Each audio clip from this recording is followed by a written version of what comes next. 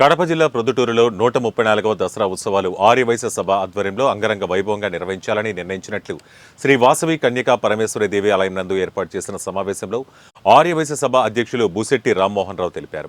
October 3వ తేదీ నుండి 13వ తేదీ వరకు జరగనున్న ఉత్సవాలలో పాలకొల్లు బ్యాండ్ సెట్ కుత్బుల్లాపూర్ వారిచే సాంస్కృతిక కార్యక్రమాలు ఏర్పాటు చేసినట్లు, అలాగే భక్తులకు ఎటువంటి అసౌకర్యం కలగకుండా వారికి అన్ని సౌకర్యాలు కల్పిస్తున్నామని వివరించారు.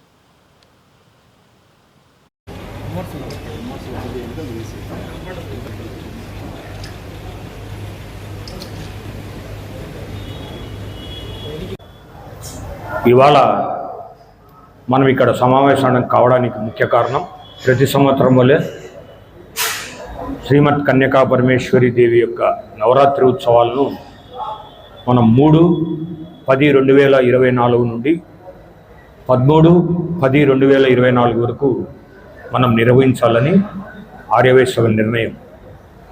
ఆ నిర్ణయం మేరకు ప్రతి సంవత్సరం లాగే మీరందరూ కూడా శ్రీమద్ కన్యకా పరమేశ్వరి దేవి యొక్క ఆశీస్సులు తీసుకొని ఇక్కడ జరిగేటువంటి కార్యక్రమాల్లో మీరు పాల్గొని మీ మాధ్యమాల ద్వారా, మీ ప్రింట్ మీడియా ద్వారా ప్రజలకు ఇక్కడ జరిగేటువంటి కార్యక్రమం ఉత్సవ మహోత్సవములు, పూజా కార్యక్రమాల గురించి మనం తెలుసుకుందాం.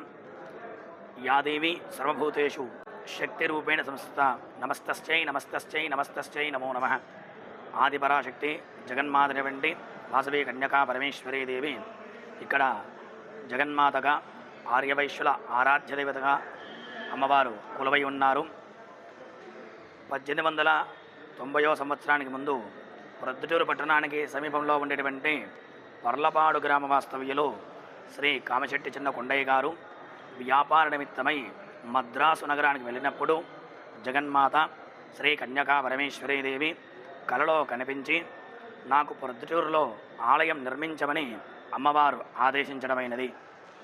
అమ్మవారి యొక్క ఆజ్ఞానుసారముగా ఆ కొండయ్య గారు ప్రొద్దుటూరు పట్టణానికి వచ్చేసి ప్రముఖులందరినీ కూడా పిలిపించేసి స్వప్న వృత్తాంతమంతయో కూడా వారికి వివరించను.